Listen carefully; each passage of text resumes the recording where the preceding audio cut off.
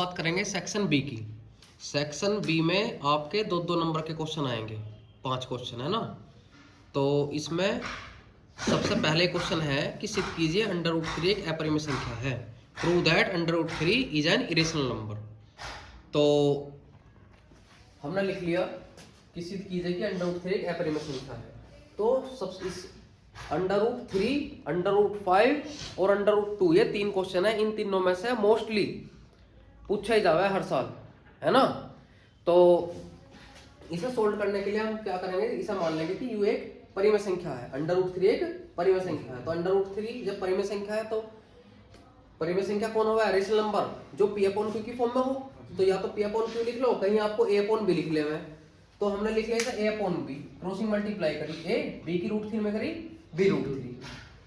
अब इसे दोनों पक्षों का वर्क कर लेंगे, स्क्वायरिंग बोथ साइड। तो A का square is equal to B√3 का स्क्वायर। अब A का स्क्वायर ऐसा कैसी, B का स्क्वायर ऐसा कैसी, √3 का स्क्वायर 3 हो जाएगा।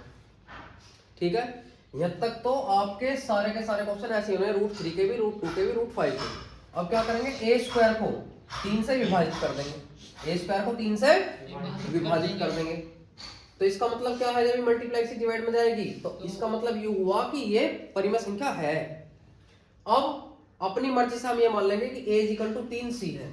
अगर √2 वाला आएगा तो 2C लिख लेंगे, √5 वाला आएगा तो 5C लिख लेंगे। तो A की जगह कितना आया, 3C का स्क्वायर। अगर √2 वाला होता तो यहाँ था 2C का स्क्वायर। ठीक है, तो 3C का स्क्वायर 9C का स्क्वायर, 3B का स्क्वायर। 3 से 9 कट गया, फिर 3 आया। 3C का square is equal to B square. अब ये 3 इसके बटे में फिर जाएगा, तो इसका मतलब क्या, B स्क्वायर 3 से क्या है, विभाजित है। जब B स्क्वायर 3 से विभाजित है तो इसका मतलब क्या हुआ कि ये भी परिमेय संख्या है। लेकिन अब हम बाद में लिखेंगे कि भाई हमने जो भी मानना है, ये तो सारी हम नहीं माननी है बात, परंतु हमारी कल्पना गलत है ना, ये त्रुटिपूर्ण है, ऐसा लिख दो। इसलिए √3 एक अपरिमेय संख्या, अपरिमेय संख्या। ठीक है।